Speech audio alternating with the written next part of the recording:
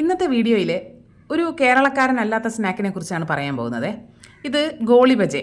കർണാടകയാണ് സ്വദേശം. നമുക്കും ഉണ്ടാക്കിയെടുക്കാവുന്ന പരിപാടിയേ ഉള്ളൂ. അപ്പോൾ എങ്ങനെയാണെന്ന് നോക്കാം. അതിനായിട്ട് നമുക്ക് ആദ്യം ഒരു ബൗളിലേക്ക് 1 കപ്പ് മൈദ വേണം. ഇനി മൈദയിലേക്ക് ഒരു 1-1.5 ടേബിൾ സ്പൂണോളം അരിപ്പൊടി ചേർത്ത് കൊടുക്കുന്നുണ്ട്. അതിന് പുറമെ ഒരു ചെറിയൊരു ക്രിസ്പിനെസ് ഇരുന്നോട്ടെ. അങ്ങ് തീരെ സോഫ്റ്റ് ആയിട്ടിരുന്നാൽ അത്ര ടേസ്റ്റ് ഉണ്ടാവില്ല കഴിക്കാൻ. ഇനി ഇതിലേക്ക് നമുക്ക് ഉപ്പ് ചേർത്ത് കൊടുക്കണം. ഏകദേശം ഒരു 1/2 ടീസ്പൂണോളം ഉപ്പ് ചേർക്കുന്നുണ്ട്.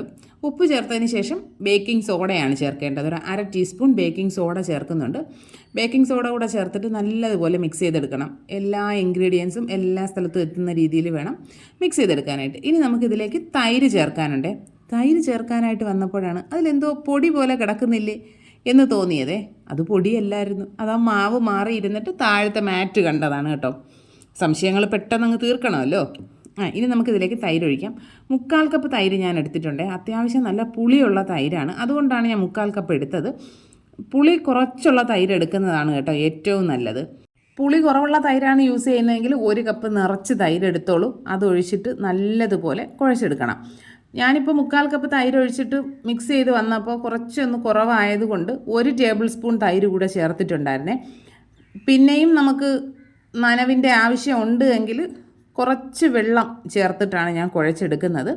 1 ടേബിൾ സ്പൂണോളമൊക്കെ വെള്ളം ചേർത്തിട്ടാണ് കുഴച്ചെടുക്കുന്നത്. കാരണം ഇനിയും തൈര് ചേർത്ത് കഴിഞ്ഞാൽ അത് വല്ലാതെ അങ്ങ് പുളിപ്പ് കൂടിപ്പോവും.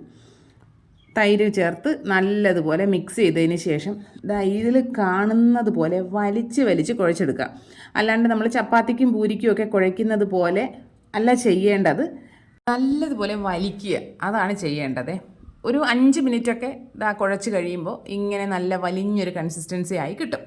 നമുക്ക് എവിടെയെങ്കിലും ഇരുന്ന് നമ്മുടെ കയ്യിലെടുത്ത് വെച്ചിട്ട് നല്ലതുപോലെ കുഴച്ചെടുക്കുക. നല്ല സോഫ്റ്റായി ഇതുപോലെ ഒരു പതഞ്ഞ കൺസിസ്റ്റൻസി ആകുമ്പോൾ ഇതിലേക്ക് നമുക്ക് കുറച്ച് കാര്യങ്ങളൂടെ ചേർത്ത് കൊടുക്കാനുണ്ട്.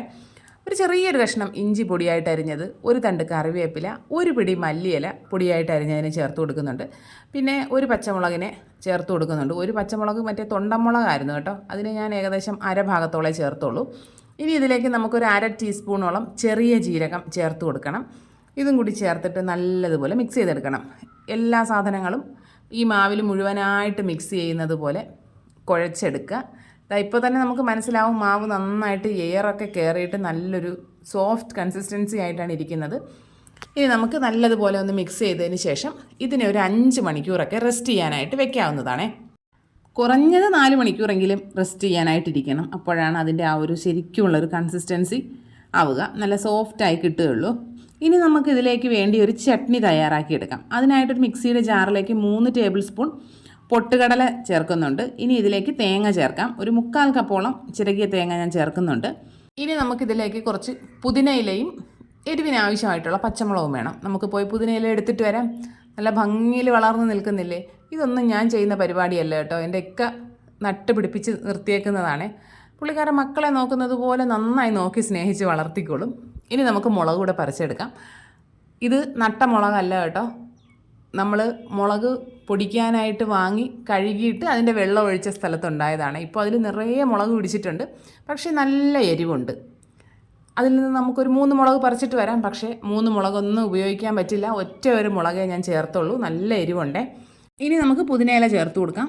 ഒരു 6-7 പുതിനയില ഞാൻ ചേർക്കുന്നുണ്ടേ. ഇനി ഇതിലേക്കൊരു മല്ലിയില 3 ടേബിൾ സ്പൂണോളം അരിഞ്ഞതിനെ ചേർത്ത് കൊടുക്കുന്നുണ്ട്. ഇനി ആവശ്യത്തിനുള്ള ഉപ്പ് ചേർത്ത് കൊടുക്കാം. ഒരു 1/4 ടീസ്പൂൺ ഉപ്പ് ചേർത്ത് കൊടുക്കുന്നുണ്ട്. 1 ടേബിൾ സ്പൂൺ നാരങ്ങ നീര് ഒഴിക്കുന്നുണ്ട്. ഉപ്പും പുളിയും ഒക്കെ വേണമെങ്കിൽ നമുക്ക് അരച്ചതിന് ശേഷവും നോക്കാമല്ലോ. ഇനി ഇതിലേക്കൊരു 3 ടേബിൾ സ്പൂൺ വെള്ളമൊക്കെ ചേർത്ത് നല്ല സോഫ്റ്റായിട്ട് അരച്ചെടുക്കണം. അരച്ച് നമുക്കൊരു ബൗളിലേക്ക് ഒഴിച്ചു കൊടുക്കാം. അതിലേക്ക് ഉപ്പ് നോക്കിയിട്ട് വേണമെങ്കിൽ ചേർക്കാം. നാരങ്ങ നീര് വേണമെങ്കിൽ കുറച്ചുകൂടി ചേർക്കാം. വെള്ളം വേണമെങ്കിൽ ആ മിക്സിയുടെ ജാറിൽ മിക്സ് ചെയ്ത് കുറച്ചൊന്ന് ഒഴിക്കാവുന്നതാണ്.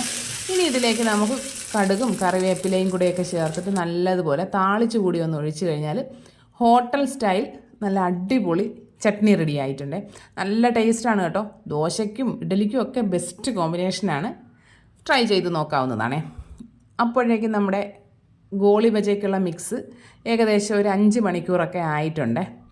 ഈ മാവിൽ നിറയെ എയറൊക്കെ കയറി നല്ല സോഫ്റ്റായിട്ട് ഇരിപ്പുണ്ട് ഇപ്പോൾ. ഇനി നമുക്ക് കുറച്ച് എണ്ണ അടുപ്പിൽ വെച്ചിട്ട് നല്ലതുപോലെ ഒന്ന് ചൂടാക്കാം. ഇതുപോലെ ഉരുട്ടി വേണം സ്നാക്ക് ഇടാനായിട്ട്. പാത്രം നല്ലതുപോലെ ചൂടായിട്ടുണ്ട്. നമുക്ക് എണ്ണ ഒഴിച്ചു കൊടുക്കാവുന്നതാണ്. സൺഫ്ലവർ ഓയിലാണ് സാധാരണ ഇതൊക്കെ ചെയ്യാറ്. ഞാൻ പക്ഷേ വെളിച്ചെണ്ണയാണ് കേട്ടോ ഉപയോഗിക്കുന്നത്. നമ്മുടെ കൈ നല്ലതുപോലെ നനയ്ക്കുക. കൈ നല്ലതുപോലെ നനച്ചതിന് ശേഷം മാവിൽ നിന്ന് കുറേശ്ശെ ഇതുപോലെ എടുത്തിട്ട് എണ്ണയിലേക്കിട്ട് ഫ്രൈ ചെയ്തെടുക്കാവുന്നതാണ്. നിങ്ങൾക്ക് എത്ര സൈസിലുള്ളതാണ് വേണ്ടതെന്ന് വെച്ചാൽ അതിനനുസരിച്ച് മാവെടുക്കാം. ഞാനിപ്പോൾ വളരെ കുഞ്ഞിയായിട്ടാണ് ചെയ്തെടുക്കുന്നത്. നമ്മുടെ ചായക്കടകളിലൊക്കെ പഴം ബോണ്ട ഉണ്ടാക്കില്ലേ, അതുപോലെ കുറച്ചുകൂടി വലുതായിട്ട് വേണമെങ്കിൽ ചെയ്തെടുക്കാവുന്നതാണ്. ഇങ്ങനെ ചെയ്തെടുക്കുമ്പോഴുള്ള ഗുണം എന്താണെന്നറിയോ? സ്നാക്കുകളുടെ എണ്ണം കൂടുതൽ കിട്ടും. എണ്ണ കുറച്ചൊഴിച്ചാൽ മതി. എന്തൊക്കെ ലാഭങ്ങളാണ്!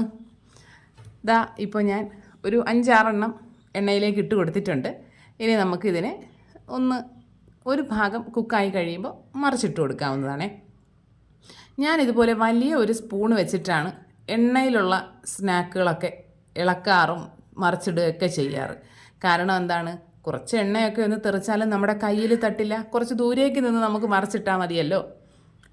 തിരിച്ചും മറിച്ചുമൊക്കെ ഇട്ട് കൊടുത്ത് നല്ലൊരു ഗോൾഡ് കളർ ആകുന്നത് വരെ മിക്സ് ചെയ്തെടുക്കാവുന്നതാണ്. ഇതങ്ങനെ പ്രത്യേകിച്ചൊരു നല്ലൊരു റൗണ്ട് ഷേപ്പിലൊന്നും കിട്ടില്ല. നമ്മളിങ്ങനെ നുള്ളി ഇടുന്നതാണല്ലോ. അപ്പോൾ ഇങ്ങനെയാണ് അതിൻ്റെ ഷേപ്പ് കിട്ടുക. ഇപ്പോൾ ഏകദേശം ഒരു ഗോൾഡൻ ബ്രൗൺ കളർ ആയിട്ടുണ്ട്. ഇനി നമുക്ക് കോരിയെടുക്കാവുന്നതാണ്. എണ്ണയിൽ ഫ്രൈ ചെയ്യുന്ന സ്നാക്കുകൾ കുറച്ച് നേരം പുറത്തിരുന്ന് കഴിയുമ്പോൾ കുറേ കൂടി അതിന് കളറ് വയ്ക്കും. അതാണ് അവസ്ഥ. അതുകൊണ്ട് ആദ്യമേ തന്നെ ഉള്ള ബ്രൗൺ കളർ മുഴുവനായിട്ടും ആക്കി എടുക്കരുത് കേട്ടോ. ഇനി നമുക്കിതിനെ മുറിച്ച് നോക്കാവുന്നതാണ്. അടിപൊളി ടേസ്റ്റാണ്.